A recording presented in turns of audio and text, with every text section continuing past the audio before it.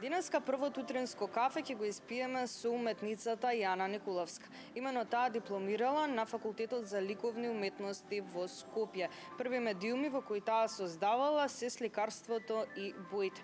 Покрај сликарството исто така се занимава со фотографија и дигитални уметнички дела. Да и посакаме добро утро. Добро утро, добро ве најдов. Драго ми е што сум тука со вас.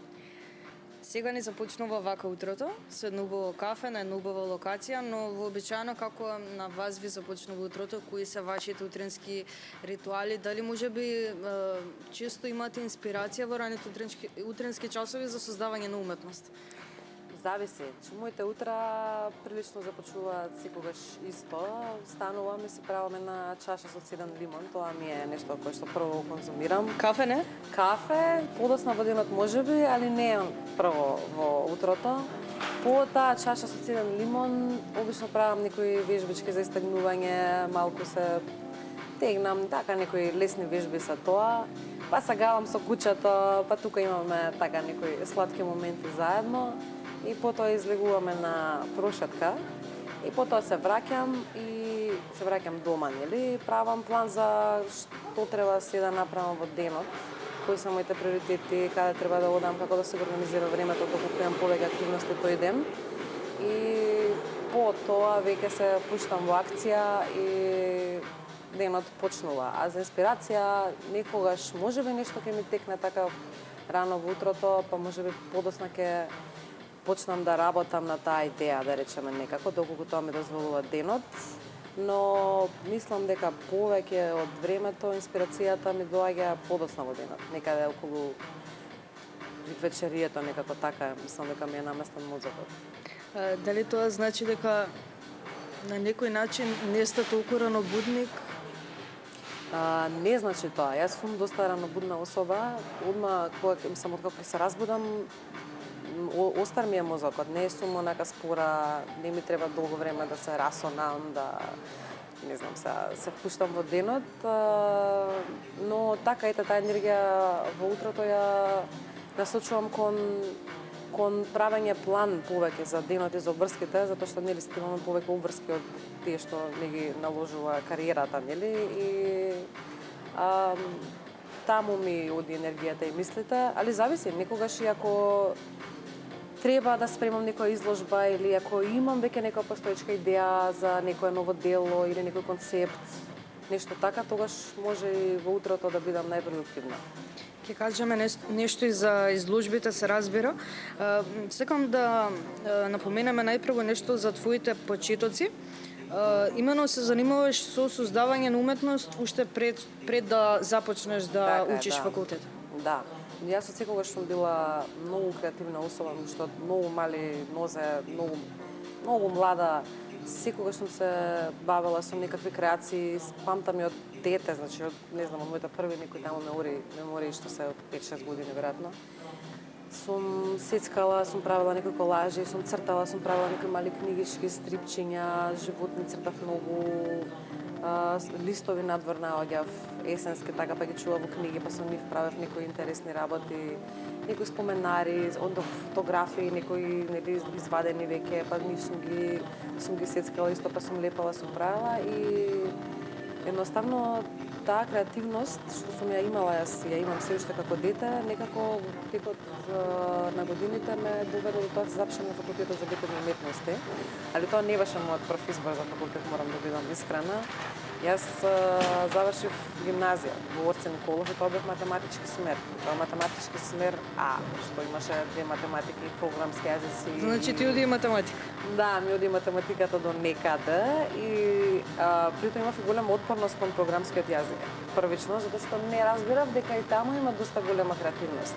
Како ти да направиш програм, значи има милион начини на кои што ти можеш да го напишеш програмот да направи нешто кое што нели тебе ти треба, не е тоа еден начин, дека тоа се зависи од тебе и твојот мозок и начин на размислување како ти ќе го напишеш тој програм. Потоа се запишав, што е многу интересно, и на ФИНКИ, на компјутерски науки и инженерство, и таму бев некое време, неколку месеци. Два факултети паралелно? Не, тоа го откажав. Го откажав и подоцна се запишав на Факултетот за ликовни уметности. На ФИНКИ не се пронајдов, Највеќе заради тоа што тогаш сум била нели многу млада и луѓето кои што беа околу мене некако ми беа чудни и не можам со никој да се спојам, некако беа како на сосема друга бранова должина од Како да не мене. си унаму каде што припаѓаш. Точно така. Така некако се осеќав и се откажав од тоа. И подоцна почнав да истражувам на темата факултети некои креативни во Скопје и го најдов факултетот за ликовни уметности. Ја разгледав програмата и некако одма таму нешто ме повлече и навистина мислам некако таму се пронајдов сосема и многу сум среќна што тоа го завршив, многу сум среќна што бев дел од сето тоа. Значи тоа е едно искуство, не е само како речем факултет како институција, но сето тоа што се го носи тој факултет. Луѓето, сето тоа што ние сме го правеле, сме се движеле од педагошка, имавме некои часови што беа во Сулијан, тој простор е преубав, преинспиративен. И така и тие луѓе кои што таму ги упознав и со тие луѓе со кои што продолжив да се дружам, мислам тоа е едно богатство за мене, за кое што сум многу благодарна што го имам. Напомена дека на некој начин инспирација за создавање на уметност имаш претежно во вечерните часови. Да. Што е таа инспирација? Дали кога си тажна, дали кога си среќна, како ги преточуваш тие емоции? Убаво прашање. Порано кога бев помлада, некако инспирацијата повеќе ја наоѓа во тие некои тажни мои моменти и состојби, некако така ја добивав, но веќе не е тоа така кај мене. Повеќе сега ја добивам,